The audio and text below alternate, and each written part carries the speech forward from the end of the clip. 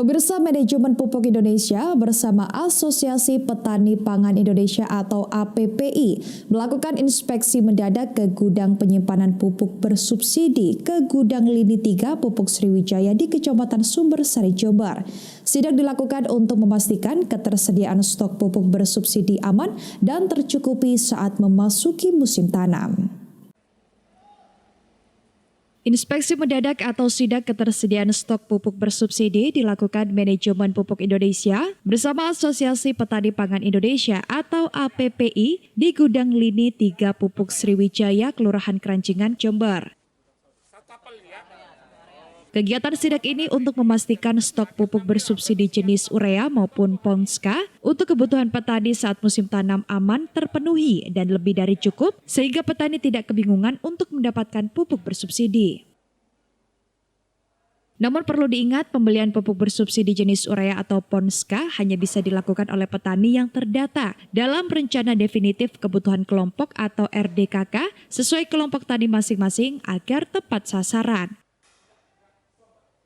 Untuk memastikan penyaluran pupuk bersubsidi tepat sasaran, pihak Manajemen Pupuk Indonesia telah membentuk tim pengawas alur distribusi pupuk mulai dari gudang distribusi hingga ke kelompok petani. Ini kita memastikan kesediaan stok untuk menjelang musim tanam Okmar.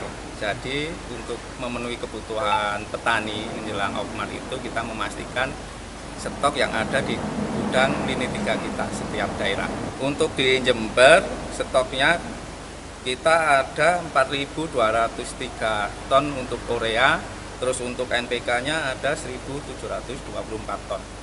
Itu NPK sekarang.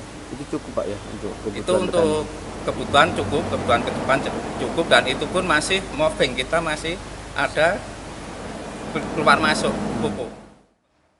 Tidak hanya melakukan sidak ke gudang penyimpanan pupuk bersubsidi Lini 3 Pusri, sidak ketersediaan pupuk bersubsidi juga dilakukan di kios pupuk. Bukannya terjadinya kelangkaan, stok pupuk bersubsidi justru melimpah karena penyerapan jatah pupuk bersubsidi oleh petani turun. Salah satu faktor yang mempengaruhi menurunnya penyerapan pupuk bersubsidi adalah faktor kemarau panjang yang menyebabkan krisis air di lahan sehingga terjadi kemunduran awal bercocok tanam. Dan kita langsung tadi tanyakan ke kios bahwa tidak ada kelangkaan pupuk, bahkan kios itu menghubungi petaninya agar jatah alokasinya segera diambil. Tentunya dengan membawa KTP dan KTP itu yang terdaftar di RDKK. Ya, jadi bukan asal KTP dibawa langsung dapat pupuk subsidi, tidak. Karena di situ ada aturan yang jelas dari pemerintah yang dilayani adalah yang terdaftar di RDKK. Sehingga kita ke depan berharap bagaimana pola penyaluran itu lebih disimpelkan lagi, lebih dipermudah sehingga petani mendapatkan pupuk subsidi juga lebih cepat, lebih mudah, dan pada saat mereka butuh pupuk sesuai dengan kebutuhan petani. Diharapkan ketersediaan pupuk bersubsidi yang lebih dari cukup dapat dimanfaatkan petani untuk menjaga kualitas beberapa komoditi tanaman pangannya.